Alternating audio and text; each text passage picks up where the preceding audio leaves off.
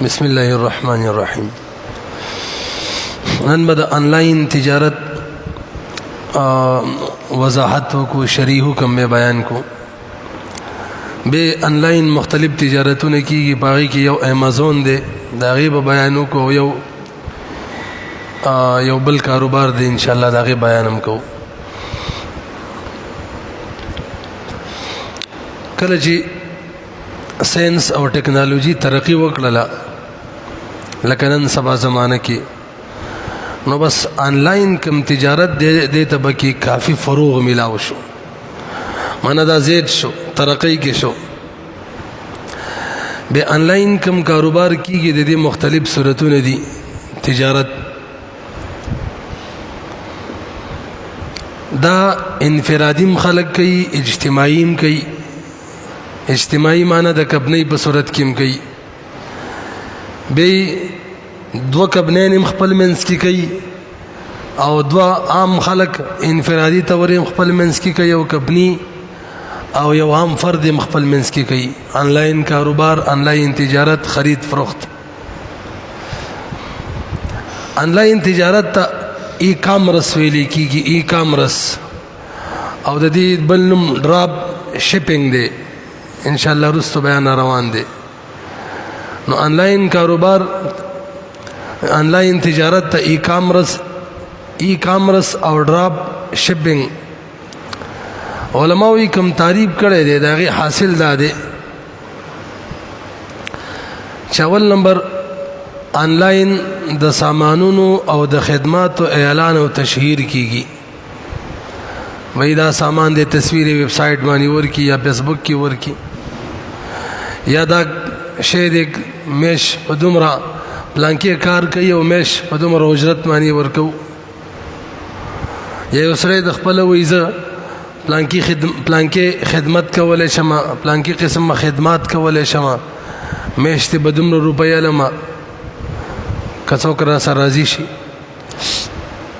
اول د اعلان تشهیری. به دویم نمبر په دغه سودا باندې عمل درآمد کیږي، کاغه به وي کاغه اجاره، معنا معاملات وشي. دا غیر بس د مبيع روانګي کیږي، اور سره د قیمت ادایګي کیږي. د قیمت د ادایګي مختلف طریقې دي،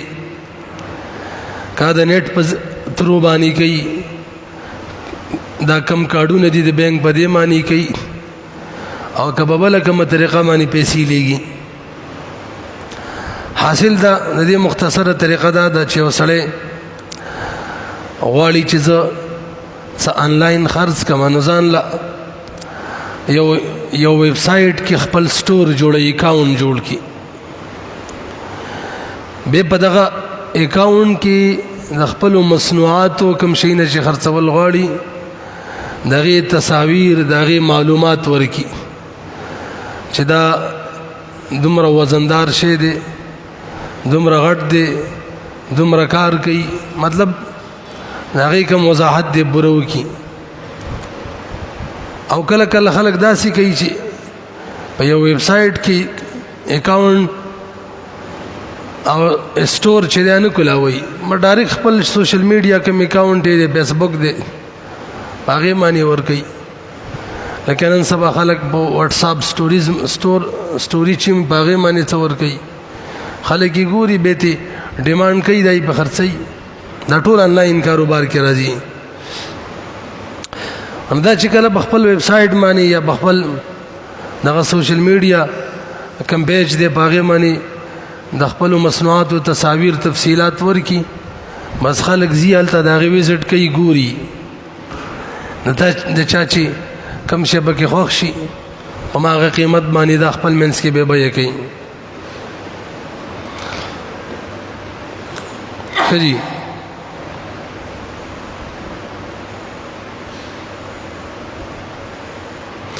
به چې کله بیه وشي، نو کله دا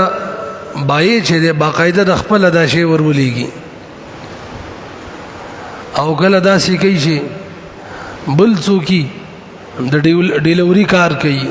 عام طور بار ملکونو کې کپنې نه دي ا د یو ځای نه بل ځای ته خلکو سامانونه وړي نو د هغو په ترو باندې بس خپل مشتری ته سامان رسوي. کله چې یو سړی خپل مصنوعات خرڅوي نو بیا د هغې هم ته ور دوه صورتې دي. یو دا ده چې شروع د عقد کې پیسې وصولوي هغې نه بس ډیلیوري کوي، او دویم صورت یې دا دی چې اول ډیلیوري وکړي سامان ور ولېږي هغې نه بس ترې پیسې وصولوي. اول نمبر کله چې اول نه پیسې وصولوي هغې ته ویلی کېږي کیش وذ آرډر ورته وایي یا ایڈوانس کیش ورته ویلی کېږي، اول نه پیسې واخلي. او دویم نمبر چې پیسې وروسته هلې هغې ته ویلی کېږي کیش آن ډیلیوري، ډیلیورۍ نه بعد قیمت به ادایګي کېږي. حاصل دا چې آنلاین کاروبار د کومو دوو فریقینو ترمنځ کېږي د هغو د اغراضو او مقاصدو په اعتبار سره د دې تقریبا 5 صورتونه جوړیږي. د کوم دوو فریقینو ترمنځ چې کېږي د دې څو صورته جوړیږي 5. کله کله آنلاین کاروبار د دوه بزنس مینانو د تاجرانو ترمنځ کېږي. یو تاجر په یو باندې څه خرڅوي بل یې تیلي، نو بزنسمین ټو بزنسمین دې ته انګلیش کې نوم ویلی کېږي B2B. یو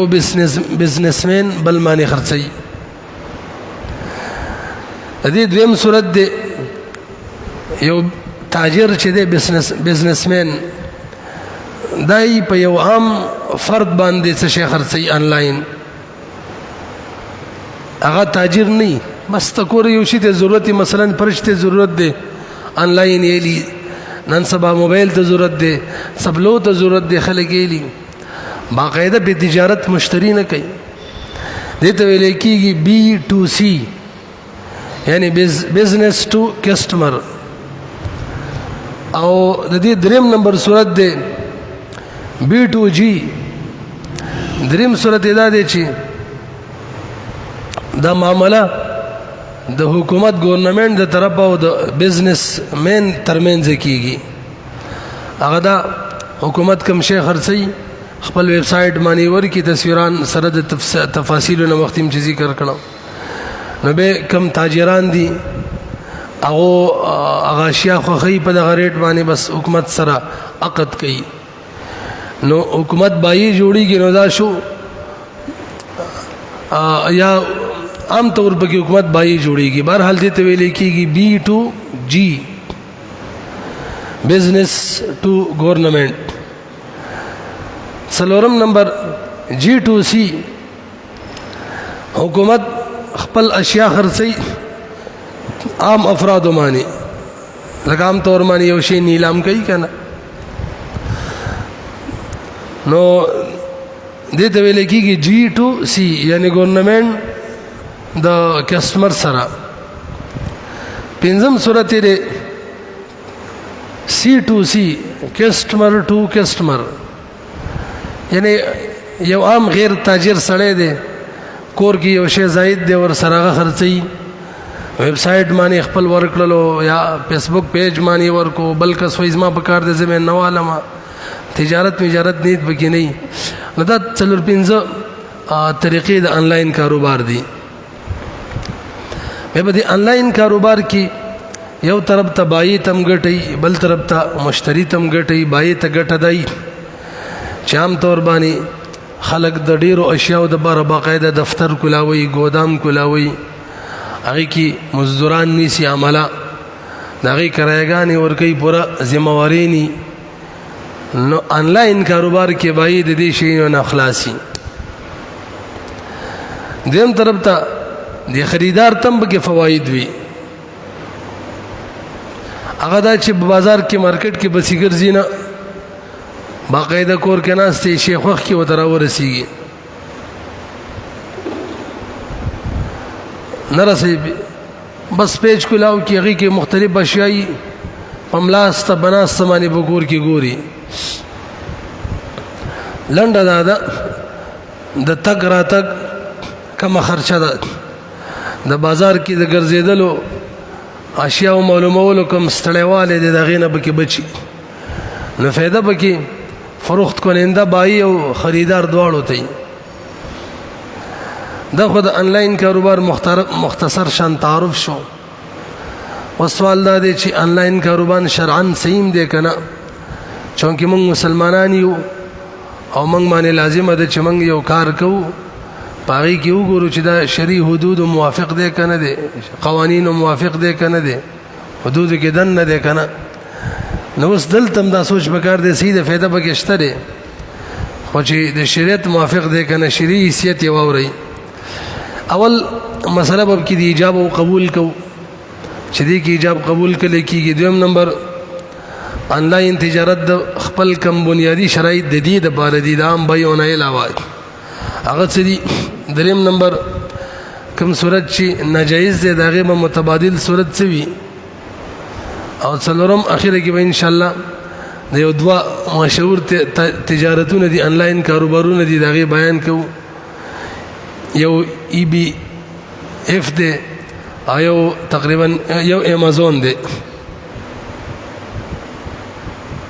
ای بی اف نه ای بی ال، یو ای بی ال دی او یو امازون دی. ښه راځي ورله ایجاب او قبول آنلاین څنګه کېږي. نو یاد ساتئ کوم سړی چې خپل ویب سایټ باندې خپل مصنوعات ولګوي یا فیسبوک پیج باندې خپل مصنوعات ولګوي، نو به خلک داسې کوي ځي هلته بیا واورېده خبره. سړی داسې وکړي چې په خپل ویب سایټ باندې مصنوعات خپل ولګوي،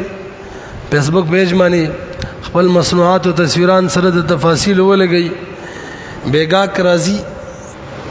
اخیستون کې مشتری هغه چې کوم شی خوښوي هغه کلیک کړي، نو بیا دا بایي دغه شی د ګاک ته لیږي. اوس پکې ایجاب قبول کم دی. نو مولوي صاحب په خپل ویب سایټ باندې خپل پیج باندې د خپلو مصنوعاتو تصویر سره د تفصیلاتو ورکول دا ایجاب نه دی، یاد ساتئ. دا تش دعوت دی بیې ته. لکه څنګه چې موږ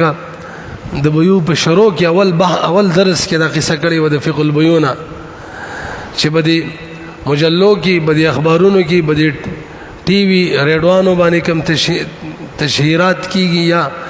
نن سبا به د بورډونو باندې، به د سړکونو باندې، دا ایجاب نه وي د بایعینو د طرفه، دا تش دعوت وي، دعوت خلک رابلي چې دا شی مانوالی. نو دلته هم به د ویب سایټ باندې خپل مصنوعات او تصاویر ورکول دا تش دعوت وي. بیا چې کم کسی کلیک کی، کم مشتری، کم گاک کم شی کلیک کی چې په دې پیسو باندې د ازمایښو راویلې ګرې دې مطلب دی. دا اصل کې کتابتن ایجاب شو دغه د طرفه. کتابتن معنا دا ګوته لګول شو که نه، نقش یې ولګولو، بس دا ایجاب شو. بیا دغه بایې چې دی که نه، دا کله زبانی ورته وایي چې بس زه به تا در خرڅومه در لېږمې، هغه ورته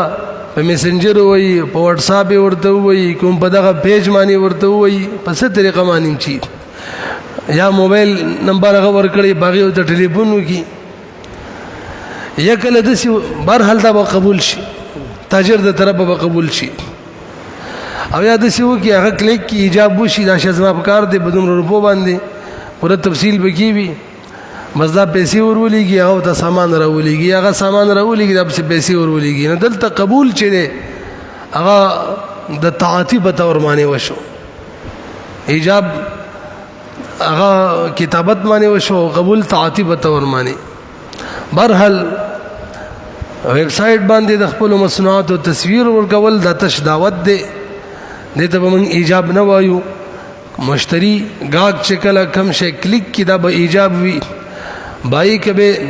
زبانی قبول کوي او که ډایرک مبیا روانه کی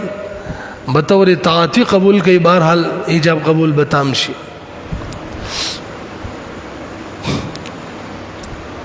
خدي به د آنلاین تجارت بنیادی شرایط څه دي؟ نو د هغې دپاره یو خو یاد ساتئ عام کم د بیې شرایط دي د هغې خیال به ساتو چې د عام بیې کم شرایط انعقاد دي،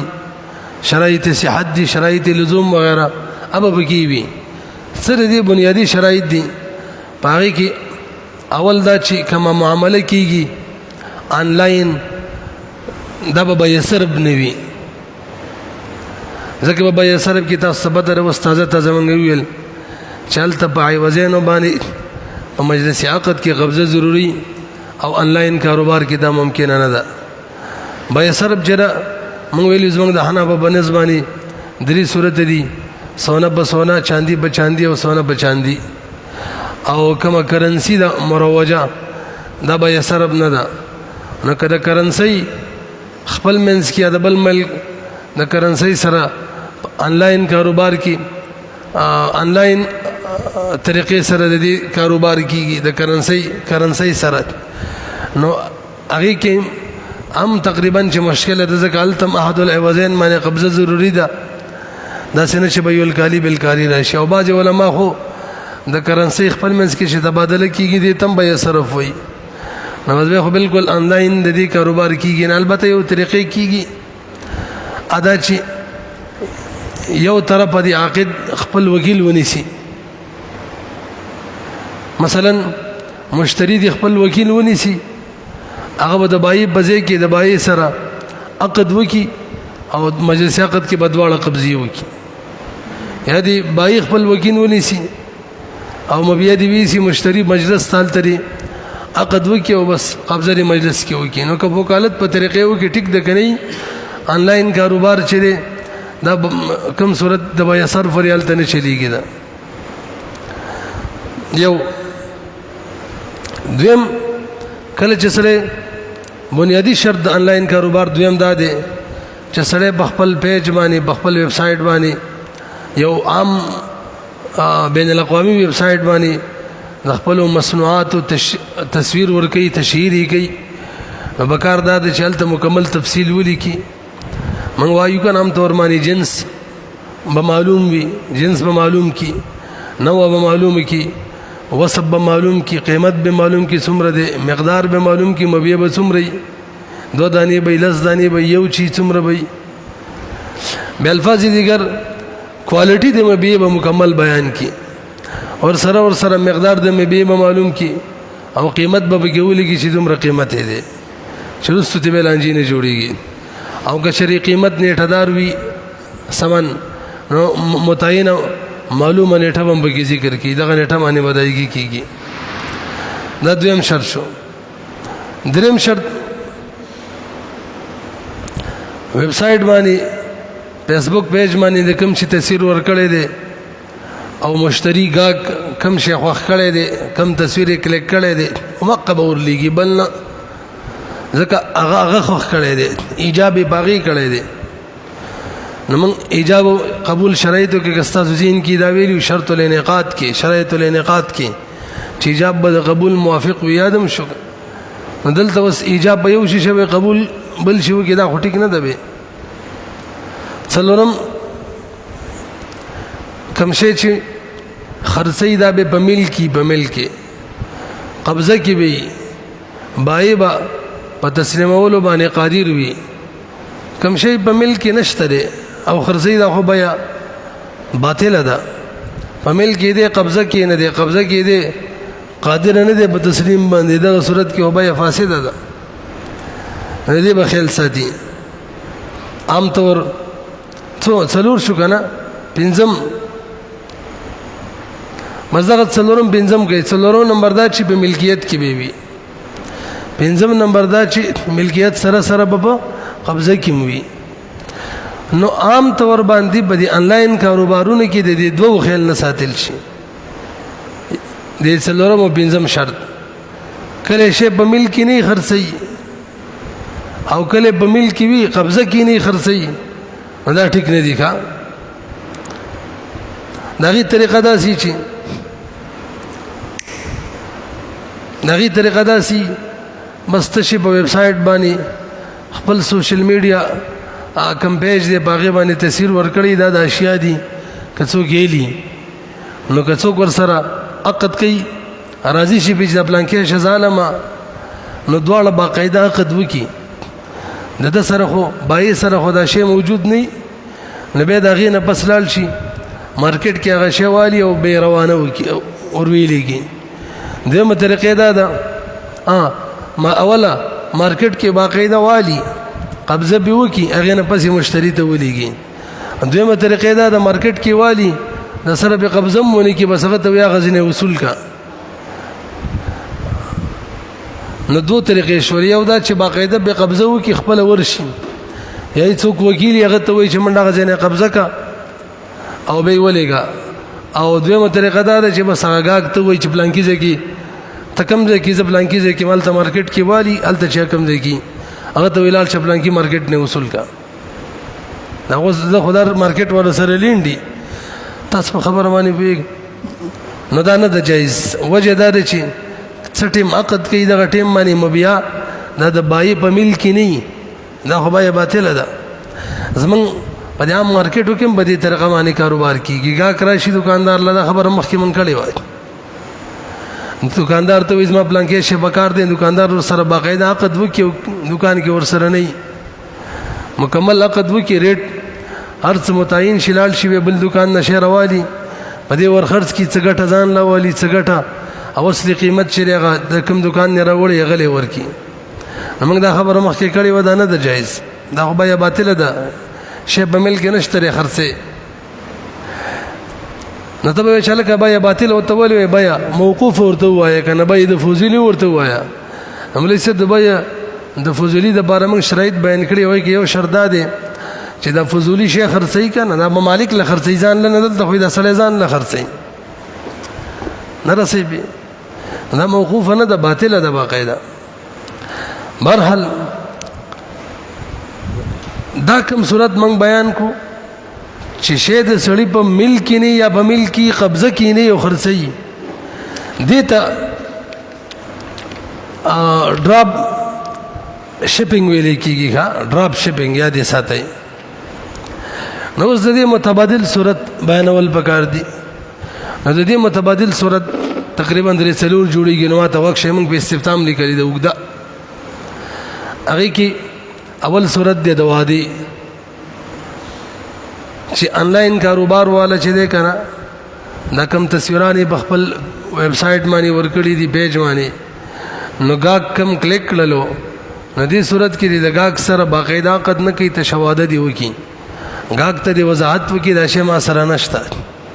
زبزم مارکیټ کې به تعلم علم او د دې صفات والا بوي مارکیټ کې به علم ځان لا به پتا باندې در خرڅوما نو اول د تشواده کې چې کله مارکیټ کې شواغ سلغه نه پستی به باقاعده ایجاب قبول کړي کې ایجاب او قبول دواړه زبانی کوي توجه جی او که یک طرفه یا دو طرفه به تعاتی وی عملا ایجاب قبول هم بس کافی ده یو صورت د څه شو وعده بیا دیم صورت بده کې بیا سلام دی هغه دا چې بیا سلام په طریقه باندې دی بګاک باندې اشیاء خرڅي مثلا گاک ورته وای زما لس پکی بکار دی لنکی جنس کوالټي اوصاف والا دغه غشتنه بیا سلام کې هم بیا نه نو بیا سلام طریقه باندې کول شي مبیا کا معدوم خیر د بیا سلام کې سره د دینه مبیا معدوم دم بیا جایزي البته د بیا سلام شرایط دي دغه خیال بساتی باقي کې اول شرط مونږ ویلو مبیا به مهین العقد الى حين المهله پورې موجوده وي خو امام شافعي رحمه الله وی څټیم چې نیټه پورې کیږي او وخت مبیا موجوده ای کافی ده زمونږ متأخرین فقها په دې فتوا ورکړي شرایط کې موږ دا ذکر کړیو بیا سلام کې مبیا باندې ټداري داسې وکنه هم شرایطو کې دا ذکر کړیو چې کوم مبیا د مسلم فيه دغه جنس به معلوم وي نو به معلوم وي صفت به معلوم وي مقدار به معلوم وي نیټه به معلوم وي پنځه شرایط دا شو دواغه وشو نه رسېږي به څه د رأس المال شرایط او رأس المال جنس نو به معلوم وي مقدار د رأس المال به معلوم وي به مبیا کومونت لري کوم د کې به اسپاری اتم شرط اغازه به معلوم وي د رسول مال یو شرط دا و چې مجلس عقد کې به رسول مال سپارل شي. دا اخیری شرط عام طور به سلام کې نه موجودېږي چې مجلس عقد کې دي سامان وسپارل شي. نو د دې یو صورت څنګه چې مخکې موږ ویلي اموال ربویو کې بای صرف والا صورتونه کې او بطور وکالت دی وکي یو کس دی وکیل کې غلط پیسې ورکي هغه د بای سره عقد وکي ډایرکټ د مجلس عقد کې پیسې ورکي. او بعض علما وایي چې په بای سلام کې یو ورځ دو ورځې د سمانو په حوالهګۍ کې تاخير را لې سباق نه کوي نو که بدغه معنی فتوا شیم گنجایش شته. نو دویم صورت یې څه شو؟ بای سلام شو. اول صورت وعده بایا، دریم صورت دویم صورت بای سلام. دا ډراپ شپینګ کې لګي منخه یاد ساتئ ډراپ شپینګ. دریم صورت د دې دا دی زدا دریم صورت به بریدو دا به مزون کې وایو ان شاء الله. دریم نو مجموعه ضرور جوړیږي الته به ضرور جوړیږي. دې کې دریم صورت دار چې بروکری به وکي بروکری طریقه دی وکي کنه سمسره چې وته مونږ وایو هغه دا سړی دی د بای د دکاندار او د دګاګ ترمنځ واسطه جوړ شي او به د داری ونه اجرت واخلي متعین اجرت الدلال چې مونږ وایو متأخرین فقها وایي جایز ده بلا کراهه. نو دا دینه خرڅي بس دا دی گاګ ته وضاحت وکي چې وای دا شی ما سره خپل نشته زما مهنت دا د ته دکان خیمه دکاندار تا ته گاګ خیمه ته مال دومره روپۍ راکې هغه ته ته مال دومره روپۍ راکه چونکه دا اجرت دی تعین ضروری دی. زر روپۍ وی ونالي 2000 علي 1000 علي تعین بکیا په اعتبار د فیصدۍ سره دی تعین وکي. مثلا دکاندار وی د شی اصلي قیمت دومره دی ګټه کې به 10% ګټه استای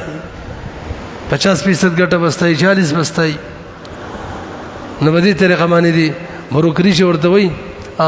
دا آنلاین کاروباري سره دي پیسې خپل وګټي نه فدی حاصله کی پوه نه شي. دا کسی چا کې وشولې اما ول ډراپ شپینګ کې ښا. اوس ایو خبر ډیره اهمه ده د ولنو دو صورتونو کې او د اخیری دریم صورت کې څه فرق دی؟ هغه دا چې ولنو دو صورتونو کې مبیا باقاعده اخلي ځان لا قبضه به کوي خپل کې وکیل بتروي به خرڅي. نو یو دار چې قبضه به کوي به خرڅي. په دې دریم صورت کې ضروري ده چې قبضه وکړي ځکه چې دا خو ساقط نه دی چې دا دی قبضه کوي دا خو صرف سمسار دی. ور سره دا فرق هم کولای شي د دې تعبیر داسم کولای شي چې ولنو دوه صورتونه کې دغه دکاندار سٹور والا او د گاګ ترمنځ عقد به یکیږي. په دې دریم صورت کې دا به کې تش سمسار وي او ولنو دوه صورتونه کې دوه به یکیږي. یو د دکاندار او دغه آنلاین تاجر په منځ کې کیږي او دویم د آنلاین تاجر او د گاګ ترمنځ کیږي دوه به کیږي ښا. فرقونه باندې پوه شو دا دوه فرق شو که یو حساب تعبیرات بدل وي. بل فرق دا دی چې په لونو دوه صورتونو کې تشواده کیږي ښا او بل دریم صورت کې باقاعده فی الحال به کیږي فی الحال مکمل به وي. ولونو دوه صورتونو کې یو کې وعده بلکې به سلام وي خو بیا نه والي کیږي دسی به وای او د دریم کې هوته شواده مکمل عقد وی کوم مکمل.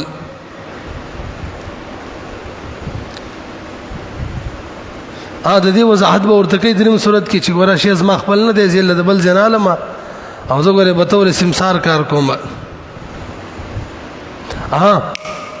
په دې دریم صورت کې کشري د دې اشیاء کوم مالک دی یعنی کوم سٹور او دکان والا دی هغه کدي آنلاین کاروباري ته وای طالب زو اجرت در کوم ازما سامان په خپل پیج باندې په خپل ویب سټ باندې خرڅوا نبی وکیل بالاجرت دیکھا وکیل بالبيع بالاجرت دی یعنی دا غره طرف وکیل بالبيع دی اجرت تی وصولي تاسو ته د یو دو مسلو د یو دو اصطلاحاتو فرق هم واضح شوی، ما ته لږ متوجه شي. داسې اوټ خبره ده، یو اجرت د سمسار وي او یو اجرت د وکیل وي، دواړه جایز دي. یو سړی دی وکیل بالبیع کو زما د کتاب بازار کې خرڅ کا طالب سلو بای در کما، یا وکیل بالشراء دی کو مال مارکیټ کې پلانکې شواله طالب سلو بای در کما. دا وکیل له بالبیع یا وکیل بالشراء دی. او بل سمسار دی دلال، هغه دا دی چې د گاګ او د دکاندار ترمنځ تشه واسطه جوړ شي، نور عقد چې کوي نو گاګ او دکاندار خپل منځ کې کوي. راشي فرق واوري. من ویلی وکیل بالبیع بالشراء چې دا وکیل دا ان شاء الله را لرام شي، او دا د بیع بشرو کې ویلی چې په بیع کې وکیل عین عقد ویادم دي کنه، په بیع کې وکیل چې احکام د عقد د دې ټول رجع شاته کیږي، هم دی وکیل ته د عقد وی کبایي مبیبه دا حواله کوي. کبایي وی د په ذمه به وی چې سمن قبضه کی، که مشتری وی د په ذمه به وی چې سمن تسلیم کی قبضه کی سمن بای ته حواله کی. نو فرق دا وکی دی. وکیل بالبیع بالشراء کی عین عقد دا وکیل وین عقد، او بس امسار او دلال کی تشه واسطه فرق معنی ونه رسیدلې. رجع د احکامات د دې عقد چې هغه ته نه کیږي او دلته ته کیږي. عام طور باندې من باندې خلط راځي، من وکیل بل وکیل په اجرت سره بیع او شراء او د سمسار ترمنځ فرق نه کوو، حالانکه دواړو کې فرق دی ونه رسیدلې. بیا مرحل دا قصه ختمه شوله. آنلاین کاروبار کې مشهور کاروبار چې هغه د امازون دی. دا یو مشهور ویب سایټ دی او اکثر ممالکو کې دا میسر دی، نو خلک په مختلفو طریقو باندې په دې باندې کاروبار کوي. د دې چې کومې غټې طریقې دي نو هغه څلور دي. نو موږ مطلقاً دا نشو ویلی چې لکه امازون باندې څوک کاروبار کوي خرید فروخت کوي دا ناجایز ده، او نه مطلقاً داسې ویلی شو چې دا جایز ده. نو د دې تقریبا څلور صورتونه دي. راځي د هر صورت وضاحت وکړو او به د هغې کوم شرعي حکم دی هغه پرې مرتب کوو. موږ ته به اندازه ولګي چې امازون باندې کاروبار کول صحیح دي که نه دي. اول تاسو یو خبره ذهن کې واچوئ، زه دا به وروسته ورسره بیان کوم، اول صورت کې به ورسره بیان کوم. امازون باندې چې کوم اول کاروبار کیږي یو صورت هغه د ډراپ شپینګ دی، کوم چې وخت موږ آنلاین کاروبار کې بیان کو. دغه طریقې کار دی چې د امازون په ویب سایټ باندې یو سړی د مصنوعاتو تصاویر چې دی هغه شیر کی تشهیر یې وکړي سره د پوره تفصیلاتو نه کوم چې موږ آنلاین کاروبار کې بیان کړه. نو به یو گاهک راشي هغه دغه ویب سایټ وزټ وکړي، کوم شی پکې خوښ شي هغه کلیک کړي، نو بس به په دې امازون ویب سایټ باندې چې کوم کس ته تصویران ورکړي وو د هغه سره عقد وشي، بس هغه شی په خرڅ کې پیسې ته وصول کړي. نو ډراپ شپینګ کې داسې چې دا کم کس چې د مصنوعاتو تصاویر ورکوي د مصنوعات د په ملک کې نه او یا ملک کې په قبضه کې نه ملک چې نه هغه داسې چې باقاعده فی الحال عقد وکړي د گاهک سره چې دا شی به تا ته سبا ان شاء الله وصول شي او ته به دومره روپۍ مال راکړي. نو بیا د روپو موږ وختي ویلي آنلاین کاروبار کې دوه طریقې دي، یو دا چې پیسې ته اول نه وصول کړي او ود آرډر چې ورته وایي، او دویم دا دی چې ود آرډر یې ورته ویلو که څونه مې ورته ویلو صحیح ده ایڈوانس کیش او کیش ود آرډر. او دویم نمبر دا چې کله ورته مبیا وسپاري حکم سامان دی هغه مشتری ته وسپارل شي، هغې نه پس هغه به پیسې را لیږي، دې ته ویل کېږي کیش آن ډیلیوري. دا دواړه طریقو باندې وی کېږي. بهرحال موږ ویلو دا صورت نه دی جایز. رسي به وجه دا ده چې دا سړی کم شي خرڅي دا خو د په ملک نه دی حالانکه حدیثو کې من راغلی د دې نه چې وسلی په ملک یو شی نه یو خرڅي یې په ملک دی خو لا قبضه کړی نه دی نو حدیثو کې د دې نه من راغلی د چې وسلی په ملک یو شی نه یو خرڅ ملک یو قبضه کړی نه خرڅي باقاعده په دې تصریح د حدیثو کې موږ ویلو تازه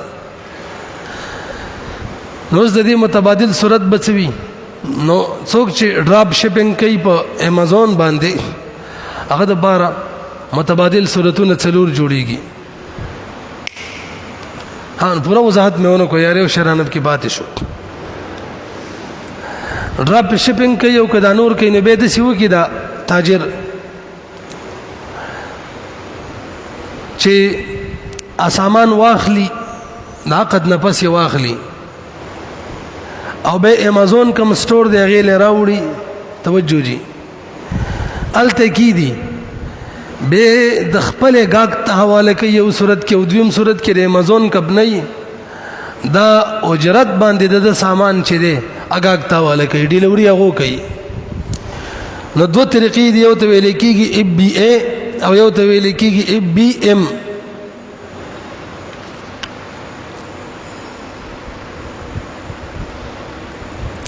دا ای بی ای چې ده کنه په دې صورت دا هغه صورت دی چې امازون کمپنۍ د سٹور نه د سامان رلی د سیاقت شوی او مخکې غاګ ته رسي په اجرت معنی او دویم صورت ای بی ام دې کې تاجر د خپل یا د وکیل بل څوک مقرر کی د امازون د سٹور نه د سامان روالي او به غاګ ته والا کوي ګوره دا د سیو کی د خپل پیج باندې مصنوعات ورکړي دي یو گا کرا لغه کلیک کړه دوه خپل منځ کې باقاعده هم دی وخت کې عقد وکي حالن کې مبيع د بای په ملک نه به کم ملک ملاويږي هغه ته دا اډر وکي به امازون سٹور ته هغه دا سامان راولېږي راورسیږي په څه طریقه هم چر راسي دینه بس که ای بی ام کوي دا سړی د خپل یا د بل څوک وکیل جوړ کی هغه غاک ته شی واله کړي امازون سٹور نه او که ای بی ای کوي نو امازون د خپل د نه اجرت لی او د سامان ډیلیوري کوي او مالک دا مشتری ته حواله کوي خریدار ته رسي به توجه جی بهرحال دا صورت جایز نه ده ځکه مبيع ملک نه ده یا ملکی قبضه کې نه کله قبضه کې می بای چې هغه قادر نه د مبي بسپارلو باندې نو دې د بار متبادل صورتونه بیانونه نو متبادل صورتونه څلور کېدل شي مخکې چې موږ انلاین کاروبار کې بیان کړی زر زر به رحمت کوم هغه کې یو صورت تشتوادي دي کله چې دا امازون په ویب سټ باندې د مصنوعات او تصاویر ورکی سره د تفاصیلونه نو کله چې گا کرا شي کلیک وکي هغه سره د باقاعده تصریح کوي د خبرې چې مبيع ما سره نشته دي او وس فی الحال تاسو زه شواده کوم پلانکی تاریخ باندې وزتا ته مبيع سپاره مدواله باغ وخت کې عقد کو به کا عقد زبانی او کی ایجاب قبول او کا عقد زبانی نه کوي بلکې طاعتی سره کوي یک طرفه دو طرفه طاعتی سره یک طرفي عملی تور باندې ایجاب قبول یا دواړو طرفه بس صحیح ده ما ویلو د امازون کوم صحیح ده پرې دی ډیر بار به ځان لبه مو ریکارډینګ وکړو خجی دویم صورت د دې چې هغه د بیا سلام دی د سړی دی بتور بیا سلام بیا کوي دا چې کوم مصنوعات ویب سټ باندې ورکړي امازون ویب سټ باندې نو کم گاګ دغه دی بدی پوهه کوي چې د پلانکی جنس نوعي صفات او کوالټي والا پلانکی مقدار کې بتا د زدوم رشه مش پس پارما نو د بیا سلام کوم شرایط وخت منګویل دغه خیال بابا کې ساتي باغه طریقه باندې به مشتری تسپاري دریم صورت بده کې د قبضې دی اغداسي چې په امازون کم کمپنی دا پاره کې ځان له یو ګودام قریب باندې ونیسي نرسي نو کله چې د غاک سره خبره کوله د ګودام ته به سامان راځي دا به داسې شي لکه دا چې سامان واخلي مثلا استرالیا کې سامان واخیستلو هغه ته به پوره بیان ورکړي چې دا به تاسو پلانکي ځای ته ورسوي هلته زما ګودام دی سامان به ګودام ته چې څنګه راورسېږي داسې به شي لکه د به قبضه کې چرالی اوس دې به ګاک باندې خرڅ کړي باقاعده خو بهرحال هغه وخت کې باقت نه کوي د دې ګودام جوړولو فایده صرف دا ده چې د کله شی واخیستلو موږ ویل د ملک خو رالی خو قبضه کې راوستل هم ضروري دي نه قبضه کې راوستلو دپاره به طریقه دار چې د مزون کس وکیل جوړ کې قبضه کې راوله یا به خپل راولي یا به بل څوک وکیل جوړي او یا دغه طریقه شوله ګودام دی بکرۍ باندې ونیسي پتن لګي پوه شوي که نه څو صورت شو 2 3 او 4 نمبر دا دی بروکري کوي دا کوم مصنوعات چې اشتهار کړی دی نو دا دی خپل خرڅوي نه د ګاک او د چا چې دا مصنوعات دي د هغو ترمنځ دي دلال او سمسار جوړېږي خرڅوي او اجرت متعین دي تې اخلي پوه شولې دا یو صورت شو دې کې امازون کې دویم صورت د هول سیل دی هول سیل دا باقاعده یو سړي سامان اخیستی دی ورسره دی په مل کې قبضه کې ورسره دی هم دلته کوم ځای کې دی دلته قبضه کې ورسره دی یا بل ځای کې ګودام دی هلته سامان دی دا هم په قبضه کې دی اوس د هغې نه بس بیې کوي دې ته اوس هول سیل ویلی کېږي نو داسې به وکړي اشتهار به ورکړي د خپلو مصنوعاتو نو کله چې یو ګاک رالی هغه کم کلیک کړلو نو موږ دا خبره شروع کې کړې وه دا به د ګاک د طرف به ایجاب شي او دا به وسوي در باندې در خرڅ مې کو دا قبول که قولاً کوي او که مبیا روانه کې عملاً کوي بطور طاعتي بس په دې طریقه به بیې کوي نو هول سیل کول چې مبیا په مل کې وي قبضه کې وي امازون باندې بالکل جایز ده نو که ستاسو ذهن کې اولنۍ صورت ناجایز موږ ورته متبادل بیان کړه دویم صورت جایز نو ځکه موږ ویل نه مطلقاً دا صحیح ده چې ووایي چې امازون باندې کاروبار ټیک نه دی او نه دا صحیح ده چې صحیح دی دریم صورت پرایویټ لیبل دې ته پرایویټ لیبل ویل کېږي ته دې طریقې کار دی چې تاجر چې دی کله خپل برانډ تیاری خپل شي او کله داسې وکړي چې مینو پکچرر په طریقې سره مال تیاری یعنی خپل نه تیاری په بل چا باندې تیار کی او په هغې باندې به خپل لیبل ولګوي نو کله د خپل مال تیاری او کله بارډر باندې تیار کی او به په هغې باندې خپل لیبل ولګوي او د خپل لیبل لګول یا خپل تیارول ځکه ضروري دي چې څوک په امازون کې پرایویټ لیبل باندې کاروبار کوي که نه د هغې لپاره دا ضروري ده وروسته دې بیان کوو دا یې پوره کوي دا خبره پوره کوي ورکې دا شی به وروسته کوو بهرحال پرایویټ لیبل دا دی چې شی د خپله تیار کړي کوم برانډ دی به امازون ویب سایټ امازون والا له ورکړي امازون والا له هغه د د اشیاو تشهیر کوي به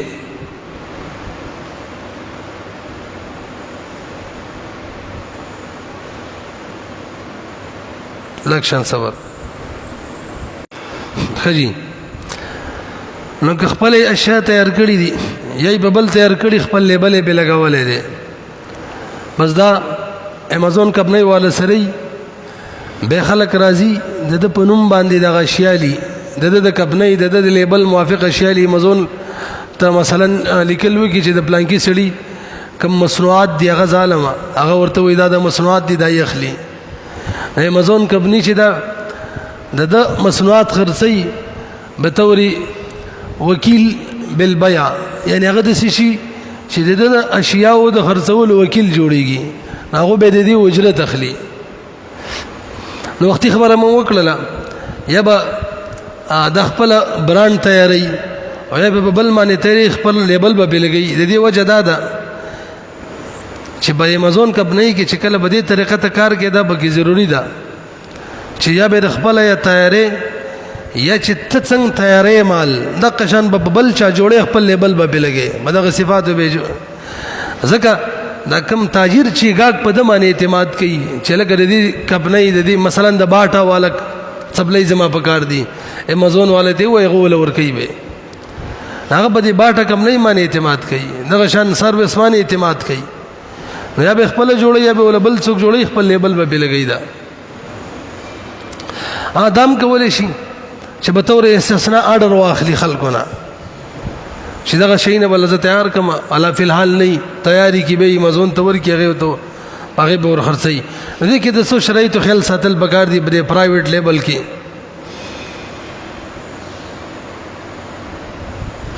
هغه دا چې کوم مصنوعات دی بده معنی با د رجستر کمپنۍ نوم وي یا رجستر ټریډ مارک چې دا غینوم بپی دا څه باندې کوي چې د کمی کمپنۍ دته اجازت نشته او دا غي لیبل به ولګي مطلب سپلای خپل تیاری کی او لیبل به مثلا د باټا والا ولګي دا خودو کړه دا څه باندې کوي دیم شرط ده چې د دوکي او دروغ نه به کې اجتناب کوي سمانا مبیا کې چې کوم عیبونه دي په کار دي چې هغه ظاهر کی دا څنګه چې دروغ او عیبونه په کې پټ کی یا کوم سرمن د مثلا سپلای کې لګېدلې کمزوري او دا د خي بیانو کې جدا به کې لګېدلې دا څه باندې کوي دریم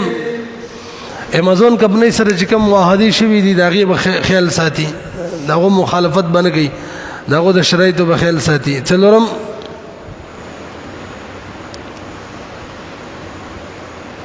کچری څوک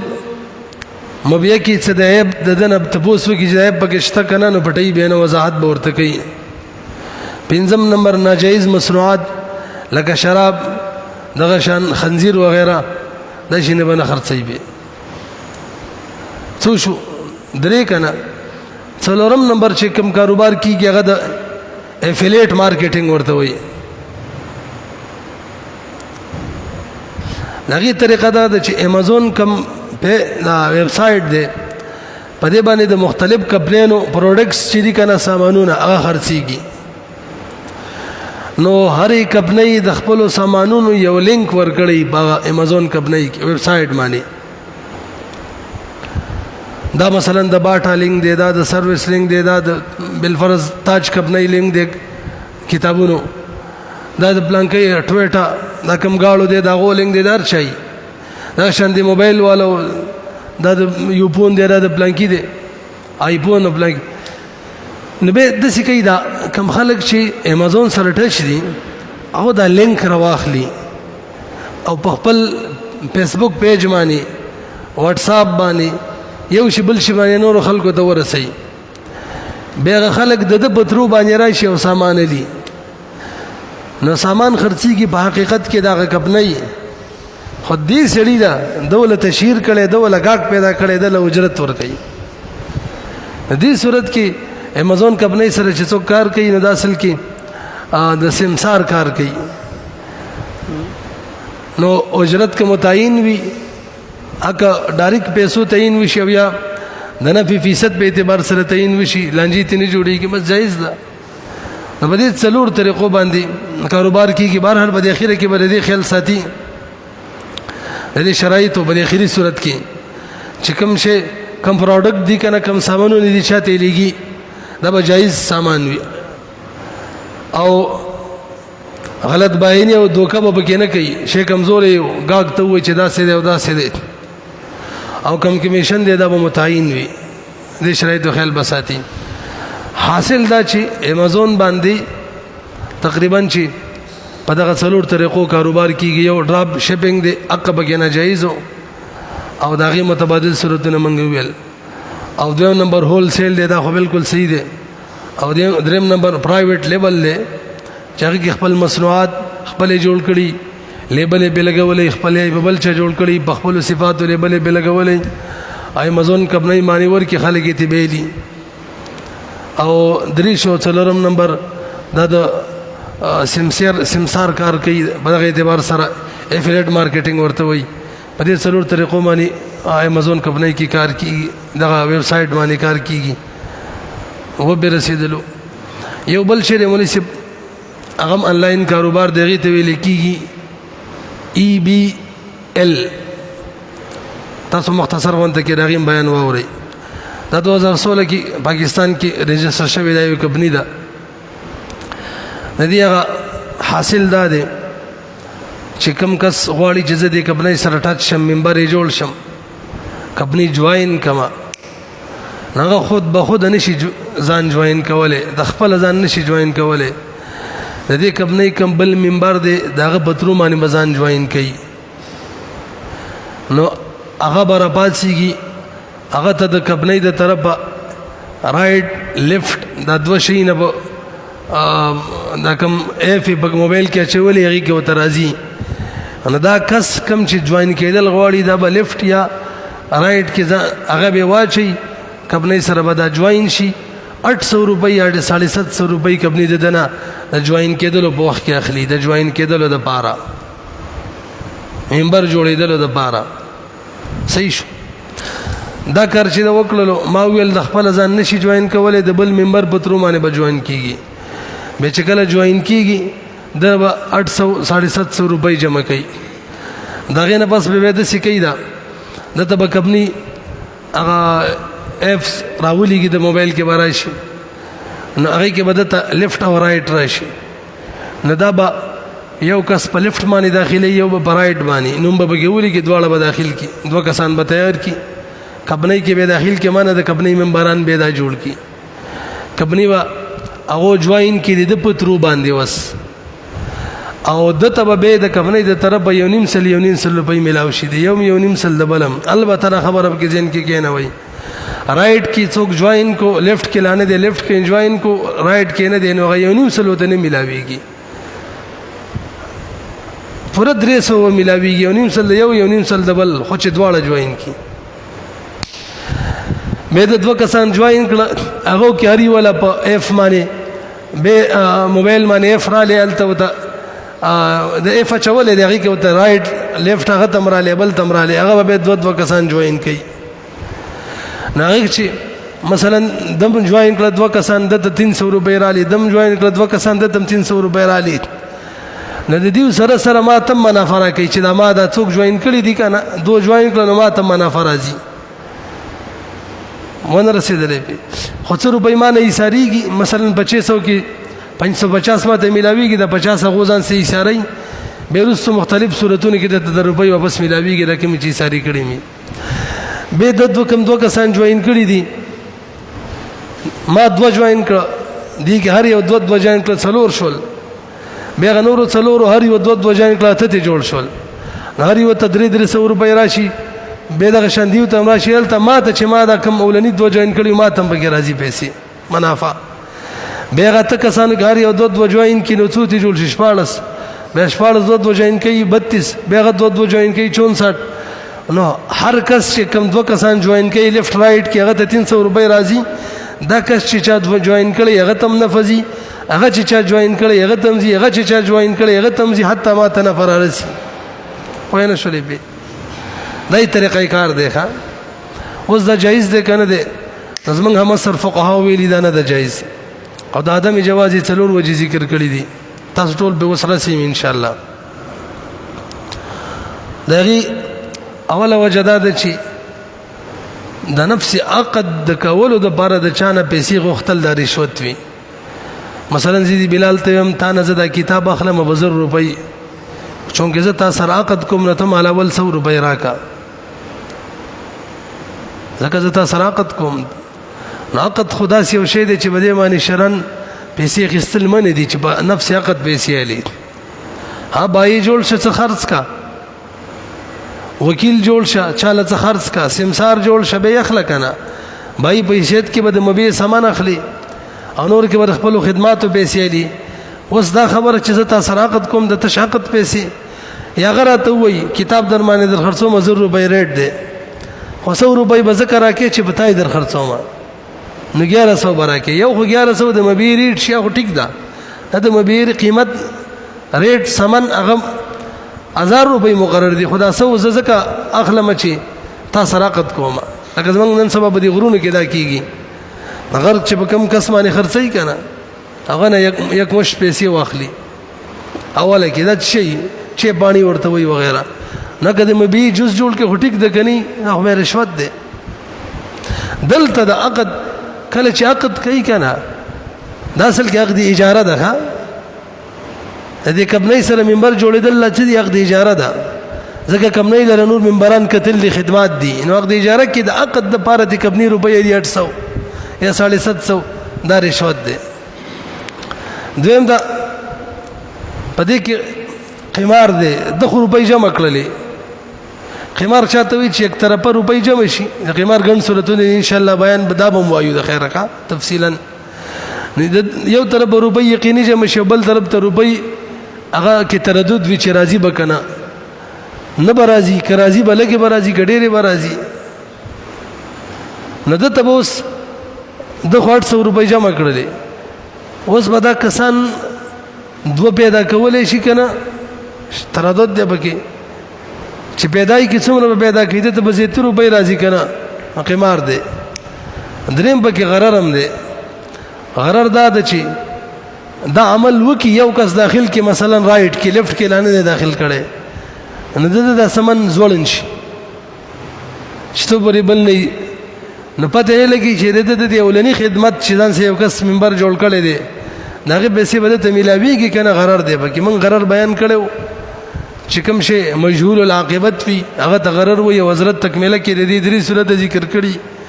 سمن یا مبيع مجهول وي لکه با اجاره کې عقد اجاره کې اجرت مجهول وي نام بکرال او دغه شان بای چې هغه قادر په تسلیم ما نه دغه شان قمار کوم صورت دی ټول غرر کې راځي مونږ ویلو نو دریم پکې غرر شو څو شو درې کنه څلورم نمبر ګوره ما چې دوه کسان د اعزاز او د عبدالبصیر دا ما ځوان سره جوائن کړه نو د دې دواړو جوائن کولو د خدماتو ما ته روپۍ ملاو شولې 300 دا کوم خدمات ما کړیو د سی وای ازما د خدماتو اجرت ما ته ملاو شو دا خو صحیح ده خو به چې دې دواړه نور کسان جوائن کړي دیو ته پیسې ملاویږي ټیک ده ما ته چې ملاویږي نو ولې ملاویږي دې څه وجه نشته ده ځکه شریعت کې چې څوک پیسې اخلي دغه درې صورت دي بس یا به عمل کې لکه اسمام دې دوړ عمل کړي دی ته خو شما هونه دې کړي ما خو اول کړي واغې ماته ملاو شي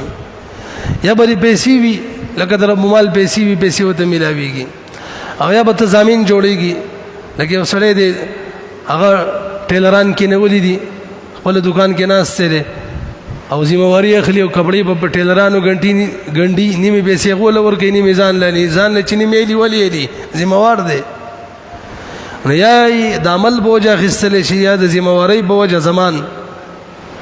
او یا د پیسو بوجه معنی لکه شریک رب المال چيلي دلته بس وجه معنی دي د څلور وجه د ای بی ال د ادمي جواز دي ښا نو دې کې څوک پیسې انویسټمنٹ کوي دا صحیح نه کوي